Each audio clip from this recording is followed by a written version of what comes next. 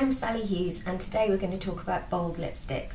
Now, when you say bold lipsticks, most people think of red because it's such a classic and it is so popular right now, but it's certainly not for everyone. It doesn't suit everyone, and there are alternatives that you can get the same kind of dramatic effect. You can go for oranges and corals, which are really, really flattering and aren't worn enough in my opinion. There are lots of different kinds of reds. There's one to suit most people, though not all. And then there are deep pinks and plums, which lots of people are scared of, but actually they can look really, really pretty.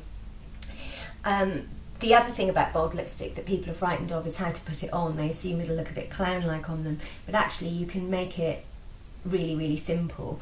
I've got no lipstick on at the moment, which I'm keen to remedy. All I have on is a primer, which is optional, but this is by Guerlain. It's great, and it's just a sort of flesh-coloured lipstick that prepares your lips for lip colour, that makes it stay on, stops it bleeding, which is really useful if you're over 30, as I am. So I would really recommend, when you're putting on a strong colour, to start with a lip liner. Now, the mistake most people make is trying to find a pencil to match their lipstick, which is almost impossible to do, and even if you do it, it can kind of look a bit hard and old-fashioned. It's much better to choose a nude pencil, and when I say nude, I mean one that's roughly the same colour as your lips without lipstick. So if you take a pencil like this, and just kind of trace the natural line of your lips,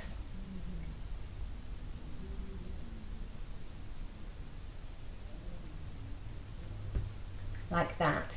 And another makeup artist's trick is, instead of just leaving it as a line which can wear away when you've had a drink or a kiss or whatever, is to take your finger and then smudge that lip liner into the rest of your lips, changing the colour of your lips slightly.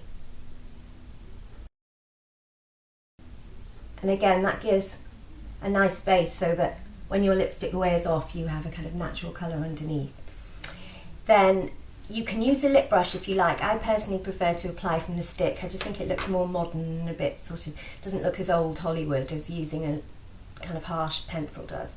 So I'm going to use this coral one by Tom Ford, which is a real favourite of mine, kind of suits everyone. Take the lipstick and just trace inside the line you've just drawn with the pencil. And if you're not very confident, start with the top lip, because that has more shape to it, whereas the bottom lip is more round.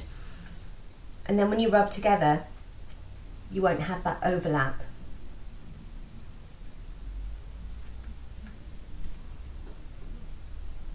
And then when you've finished applying that, if you like, you can blot with a tissue to make it stay put and add another coat for denser colour, or if you're not quite so brave, just stick with one coat and see how you go.